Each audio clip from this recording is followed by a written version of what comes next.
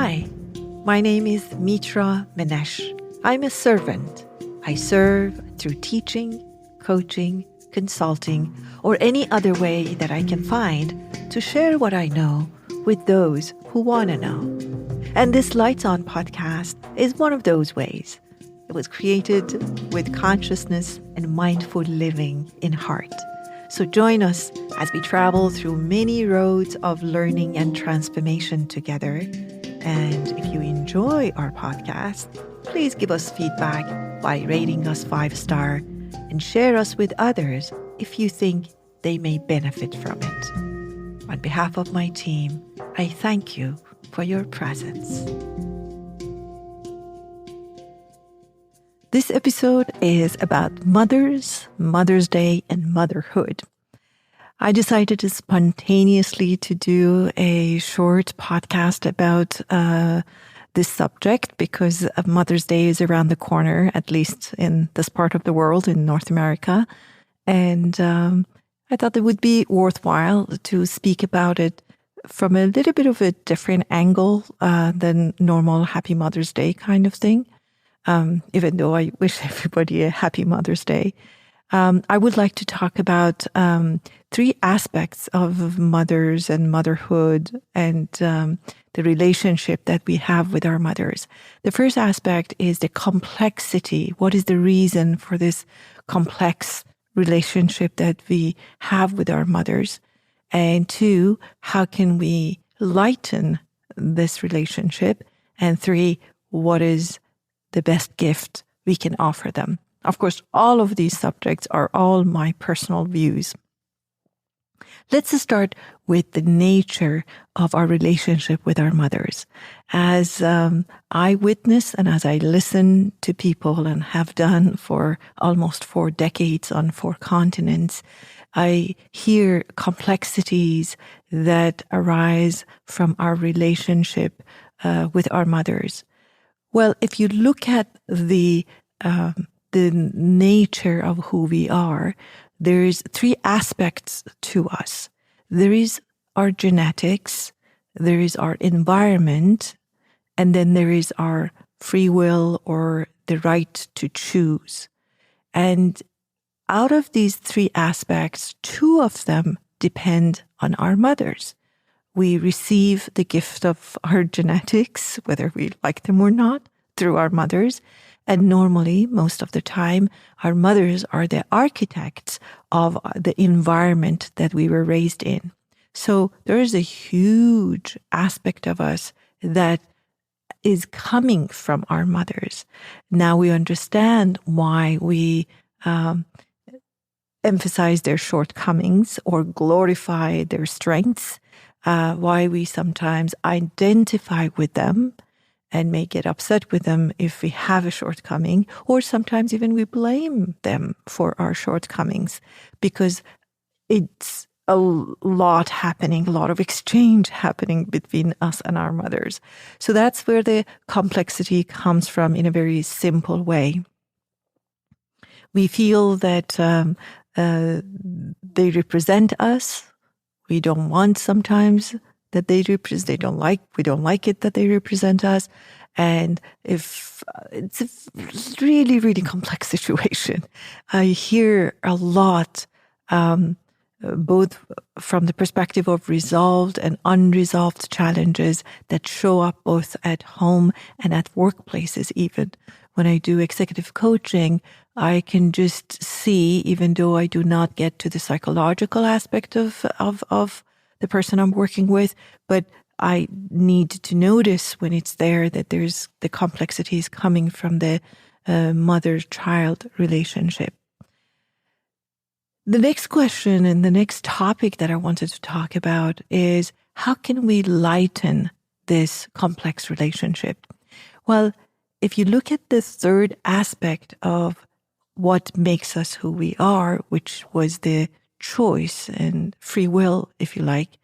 And then I feel like the more attention we give to that aspect of ourselves, the more charge we take and choosing and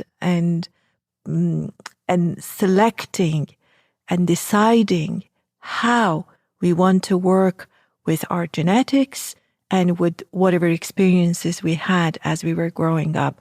As you know, just because we had the same genetics or same environment doesn't mean that we all are going to be the same. Otherwise, all twins and brothers and sisters who were raised in the same way would be identical, which we know is very far from the truth.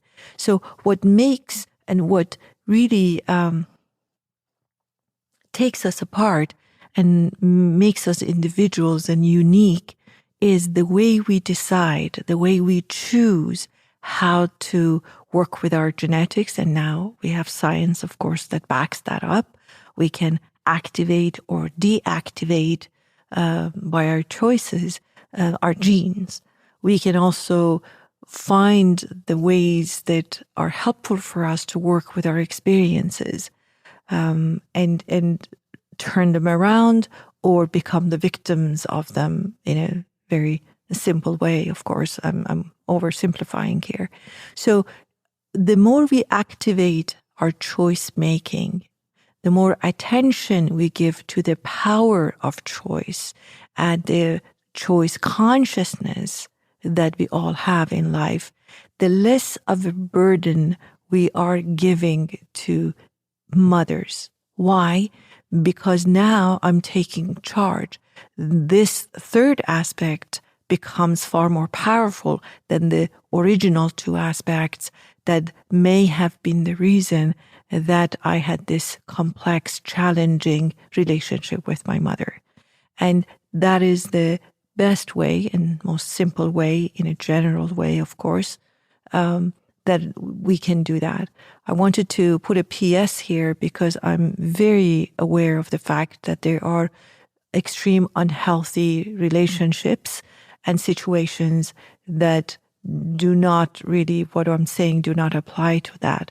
I'm talking about everyday garden variety kind of relationships that we have with our mothers, of course.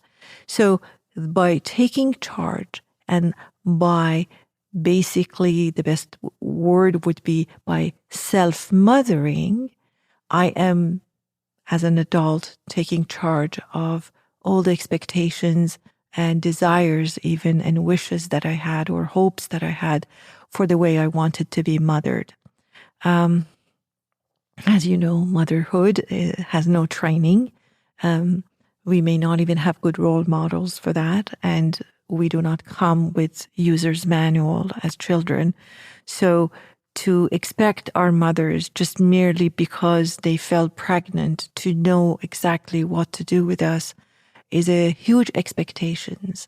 And when I give myself as an adult that which I had hoped that my mother would have given me, or I treat myself the way that I had hoped to be treated, then the burden is much lighter on that character, that mother source. So that's one way that we can lighten this complex and intense relationship with our mothers. The third question was, what is the best gift? How do I gift my mother on Mother's Day? What's the best gift? Well, I'm sure there's a commercial answer for that, and that's not my expertise. In fact, that's not my interest at all. But the mindful gift that I was hoping to both receive and planning to give to my mother is the gift of understanding, really holding the space for hearing our mothers out and see if there is anything that they want to tell us that we've never given the time or the opportunity to them. An open-ended question with a lot of patience, because both understanding and patience are other names for love. And to me, that's a great gift to give and to receive. So this was my short episode about mothers and motherhood and Mother's Day. Wishing you all mothers, both biological and non-biological mothers, a happy Mother's Day. And more importantly, I hope that you all also celebrate Self-Mothering Day, starting or continuing or growing your own self-mothering experience. Anyway, wherever you are and however you celebrate, may you celebrate in health and with peace.